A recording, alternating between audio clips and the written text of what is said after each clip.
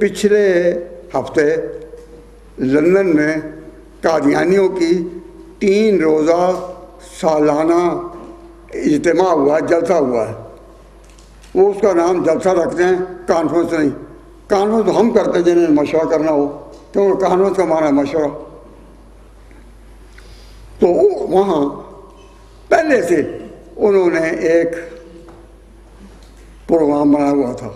کیا کہ ایک ممبر آف پارلیمنٹ انگریز کو کہا کہ بھئی تم آ جانا ہمارے جلسے میں، کیونکہ جلسہ جب انہوں نے کیا وہ سب کے لیے اوپن ٹو آل تھا. وہی انگریز آ گیا.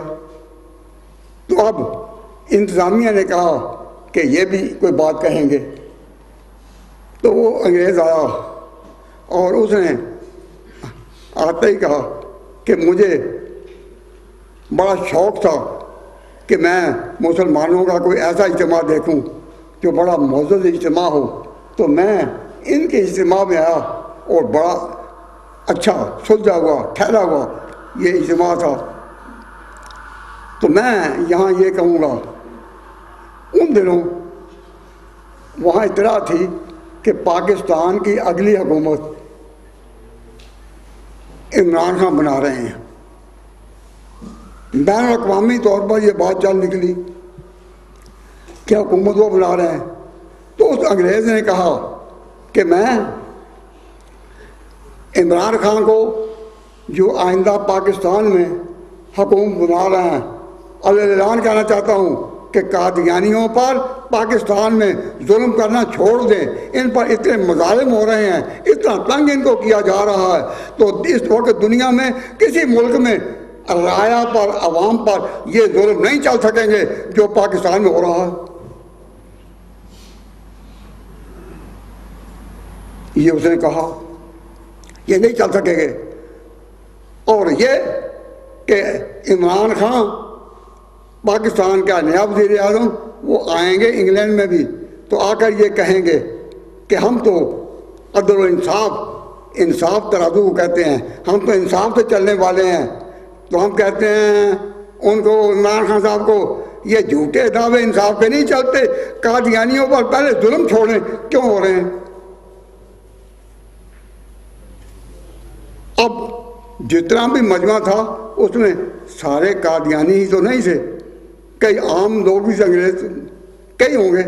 ان سب کو پتہ چلا کہ اچھا پاکستان میں ان پر اتنا ظلم ہو رہا ہے. تو میں نے مختلف اجتماعات مسلمانوں کے انہوں نے پوچھا کہ آپ میں سے جو پاکستان سے نئے نئے آئے ہیں ایمانداری سے بتائیں، جھوٹ نہ بولیں، سچ بات کہیں، خدا سن رہا ہے کہ آپ نے کوئی قادیانیوں پر پاکستان میں ظلم ہوتے دیکھے؟ تو سب نے جواب دیا نہیں.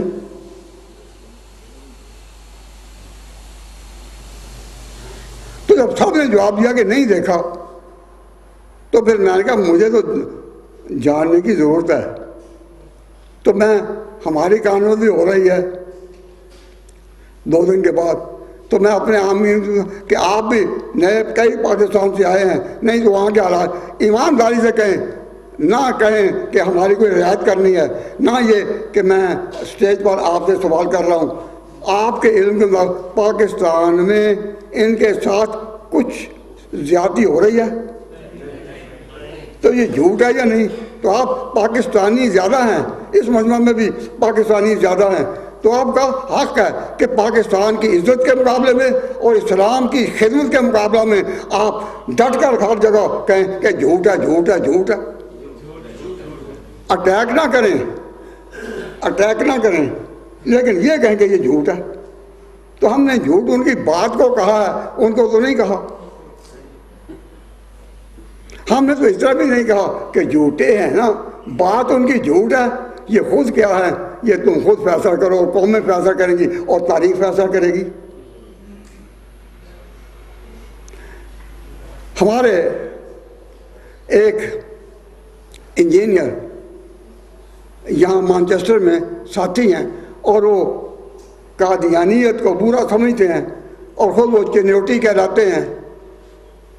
وہ میرے پاس بیٹھے تھے اس میں، تو میں نے انہیں کو مخاطب کیا کہ چودھری صاحب آپ کو یہاں آپ چھت کو ٹھیک کرنے کے بڑے تجربہ کار ہیں، اگر کوئی قادیانی کہے کہ میری چھت کو ٹھیک کر دے آپ نہ کریں گے کہ ہاں؟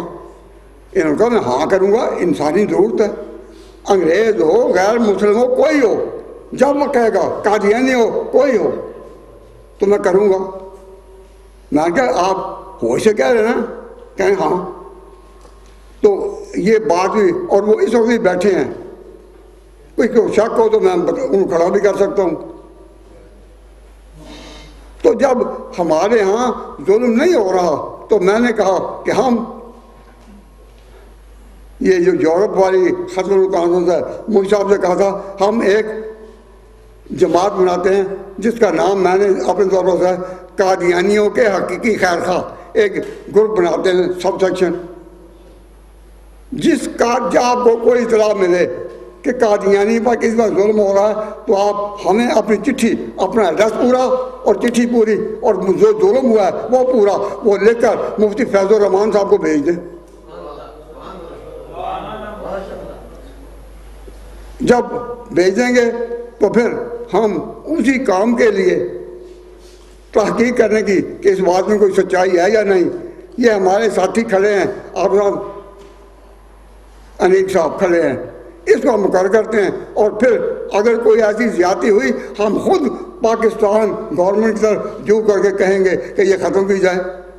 لیکن میں قادیانیوں کو کہتا ہوں کہ تم ہمیں کہو، اس نے جس نے یہ بات کہی جلسے میں آ کر اس انگریز نے، اور وہ ممبر آف پارلیمنٹ تھا، تو ہمارے ہاتھ بھی ممبر آف پارلیمنٹ ہے، جلسے میں نے مفتی صاحب کو کہا تھا فلاں فلاں کو آپ دعوت دے سکتے ہیں، تو جیسا کریں اس کا مقابلہ چاہیے۔